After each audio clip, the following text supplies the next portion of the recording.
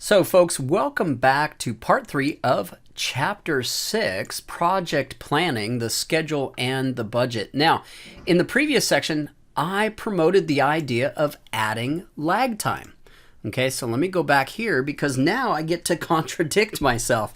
And what I mean by that is, again, the challenge is if we add too much lag time, we can greatly extend a project and not end up with a realistic critical path or timeline through the project. Okay, so that's where this idea of critical chain project management comes in. Now, I've given you a great example off the web here, of things to look at. So go ahead and pause, read through this.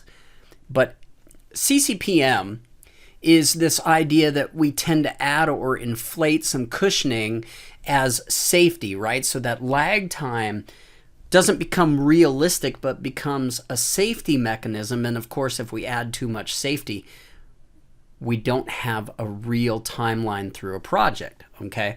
And we end up managing and adjusting and this and that. So the idea here, introduced in Critical Chain Management by Goldratt, is again, that idea that we focus on being conservative, okay, and being too conservative. So the idea that we're going to be not able to start our work till someone else finishes, previous experience. Now, this may be true. We may have a person on our project team that we know they commonly say, oh, it'll take 5 days and they complete it in 7. If we know that, though, then let's add that to the project. Let's make it 7 days. Let's not add safety and lag time or lead time, okay? Let's use what we know is our experience. But there's other people who are very pessimistic who will tell us it takes 5 days, and we look back at their work and they commonly complete it in 3. So we want to be able to manage that, and CCPM takes that into consideration, that we're going to look at risk and we're going to make it safe or conservative, okay? So why are projects still late? Well, the student syndrome. Now, I know if you're a student, especially in my classes, you don't suffer from this, but it's the idea of procrastinating to the last minute before starting to work on a task. Now, we know the risks in this, okay? I see it every day. I have homework that's due for my students on Monday, and because I teach technology, I can go into the software they're using and see they haven't been in the software all week, and then suddenly, 4 hours before the due date, they're coming in, they're watching the welcome video that was given to them a week beforehand, and they're doing the work, and what happens is they find out that they needed 7 hours that they suddenly have to complete in 4. That's where we end up with that issue, right? So procrastinating, we all do it. I do it. It is not a trait that I like about myself. There are times that procrastinating works, but of course with that comes great risk, and the risk of not being able to complete work in a timely manner. Okay. There's also Parkinson's law, or the idea that work expands to fill the time available. So it's either we've procrastinated with the time we've had, in which case we've utilized that time to do other things, or we fill a project. And I want to give you an example of both. So when I first started my master's program, my master's in business administration, we had to write an 8 to 12 page essay every week that was due Monday at midnight. Okay. And it was based on work that we needed to do the previous week. Hundreds of pages of reading on Harvard case studies, etc. What I found was that I could spend up to 10 hours writing this paper, and Parkinson's law, meaning I did all the reading, I then gave myself 10 hours, and I would write the paper, and I would change things, and I would manipulate things, and I would get an A or a B. And then one day I ended up procrastinating. I had 4 hours before the paper was due. I wrote a paper. I already had the outline done. I just needed to write the paper because I had created the outline throughout the week. And when I put myself on that time limit, I was able to create more clear and concise work because I didn't have time to overthink the work. I didn't have time to get stuck in Parkinson's law. Okay. So, and then multitasking of resources or resource contention. A person is often assigned to more than one project, required to attend meetings, trainings, etc. As a result, they can no longer devote their time to tasks that are on the critical path. So again, this is a management issue for the project manager, managing the time, knowing if our resources are also allocated to other projects. Remember, I've said this many times, our internal resources were normally hired to do a full-time or part-time job, and suddenly we need them to use part of those work days to work on the project, meaning we need to make sure that they have the time we need for them to be successful on our project. And we do that through the work breakdown structure. We figure out the time they're going to need, when we're going to need them.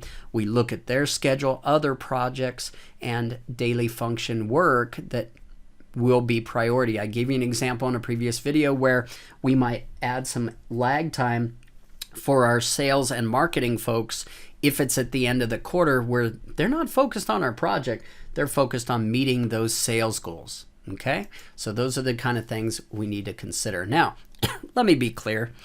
This is a lot for a newcomer to take in, and a lot of what you learn about project management comes from your willingness to manage a project, fail, and fail often. Okay, now what I mean by failing is it's not failing on a whole project, but learning through experience, okay? Which means we've got to be willing to risk in order to learn. So I want to encourage you that. We can learn the basics, we can take the PMI exam, we can pass a certification, but without the experience of working on projects, we really don't get to become an expert, if you will. Okay, so assumptions begins CCPM assumptions. When we utilize CCPM, it's a 50% thing, 50-50. And what we mean by that is 50% of our tasks are going to happen on time and 50% aren't. Okay, so instead of adding safety to each task, put that safety in the form of buffers where it is needed most. So feeding buffers reduce the likelihood of bottlenecks by ensuring that critical tasks will start on time when a task acts as a feeder to another task on a critical path. So we add buffers, we add resource buffers, reduce resource contention. So again, my example of the sales and marketing department is a resource buffer. I'm adding a buffer based on where they are within the quarter. End of project buffers are equal to 1/2 of the time saved from putting safety into the tasks. So again, this is a way to include that safety, but do it in a realistic manner, understanding that with the 50-50 law, we're going to accept that things aren't going to happen in time. But notice what happens here. If we just add these lags or create too much safety, right? We have 10 days, 10 days, 10 days. You notice this seems to be that we can do B and D concurrently. So we have 40 days here. When in all actuality, our team has said, A, B, C, and E take 5 days. We see that there's some risk here with D, so we can add, 2.5 days here. So maybe before we start this, we're now 12.5 days in. Let's just look at this for a minute. 12.5 days in, plus the 5 days, so 22.5 days in, and we've added this buffer. And even if we take 50% of this buffer, we're at 27.5 days versus 40 days. Okay, so realistically, the critical chain project schedule gives us more of a realistic opportunity to know that we're going to complete this project. 27.5 days compared to 40, that's huge. Okay. So a little bit more on critical chain project management. What I'm going to suggest is that you just pause this, read through this, takes into account that resource contention we've already talked about, particular tasks, that acceptance of the 50-50 rule, etc. So go ahead and pause and read this. Now, the last thing that I want to point out here is this idea. Instead of penalties for being late, bonuses or other incentives for completing tasks early may be needed. Now, the challenge, of course, with that is quality. If we're putting bonuses out there, people want those bonuses. If these people are folks that are driven by financial rewards, then they're going to really try to meet that. We have to be very careful to make sure that our work breakdown structure and the quality implementation that we put, the quality control, is still being met.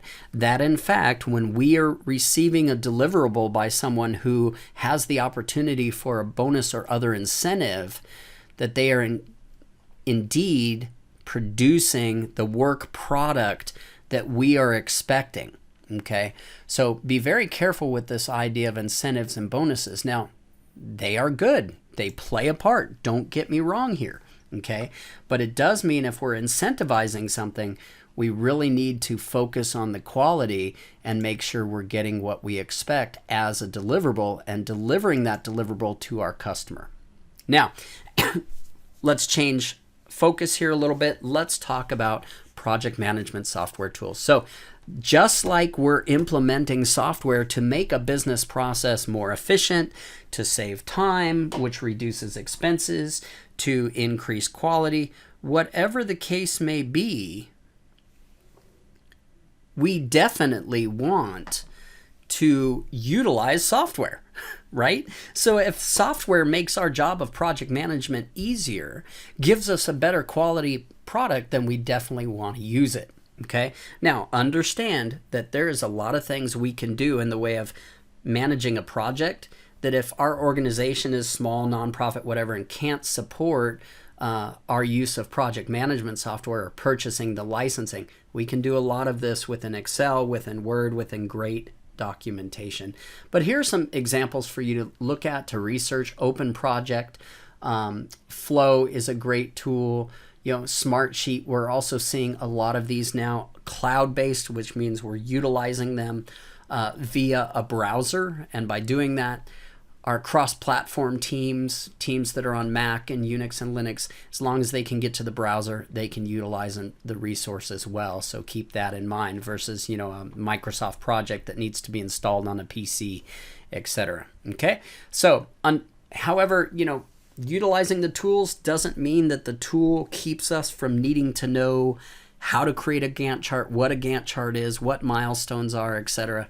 There's going to be some assumptions made that you have a general understanding of project management methodologies in utilizing these tools. And as you pick a tool, you want to make sure that the methodology you're going to focus on is supported in the tool. So go out, do some research, projectmanager.com for you Mac folks.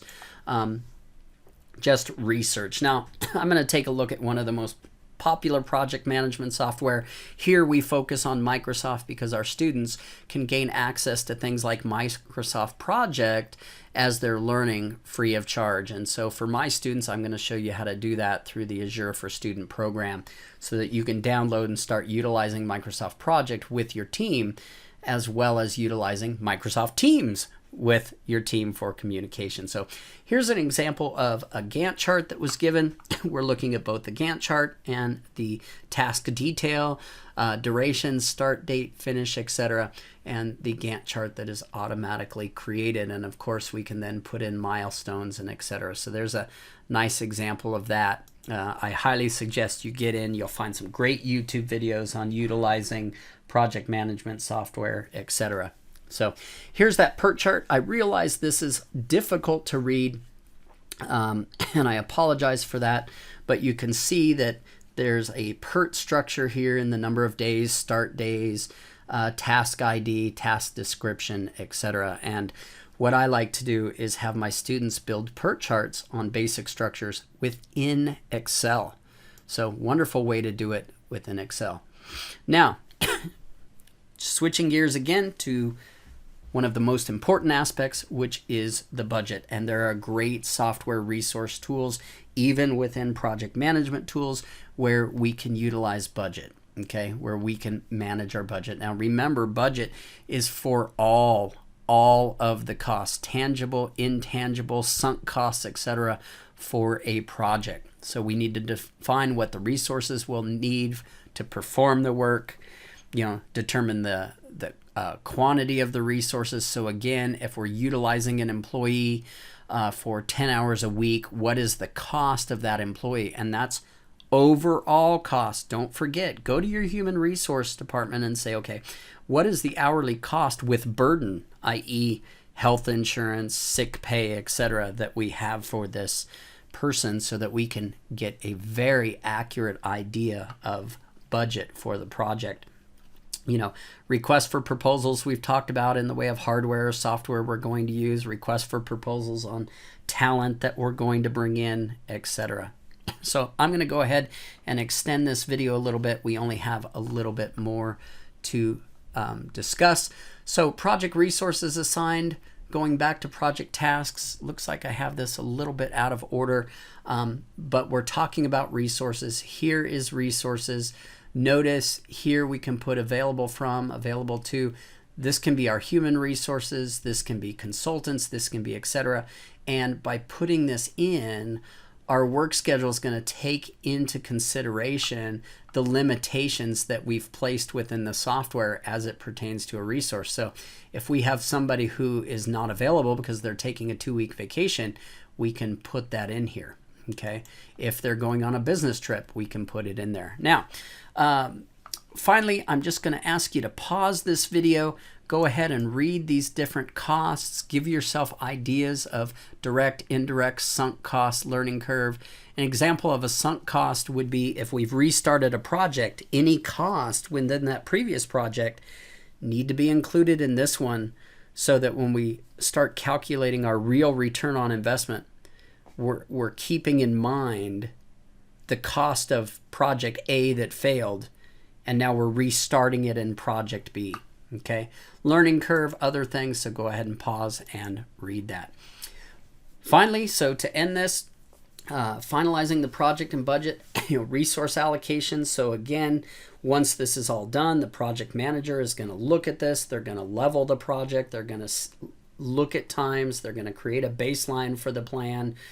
The project manager who is responsible for this project is going to want to make sure that there's nothing unrealistic in the way of budget, in the way of time, that the project manager is comfortable with it. Sometimes setting this aside, sometimes it's bringing in the whole team. I love to bring in the whole team once I have that baseline plan. We go through it.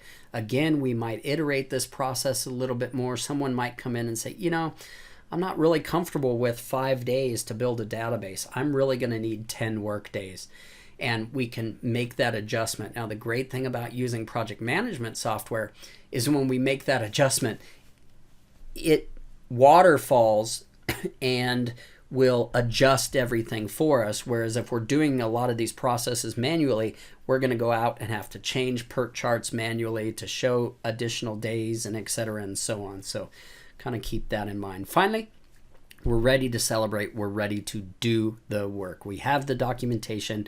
We've planned the plan to plan the plan, and we're ready to go. And this is a great time to have a kickoff celebration, a kickoff meeting, if you will. Make sure everybody's on track. Make sure the customer knows where we're at, what we're getting ready to do. And now it's just time to just do it. So we'll steal that from Nike. We're ready to just do it. We're ready to get started with our project, and we'll do that in the next chapter. Take care and have a great day.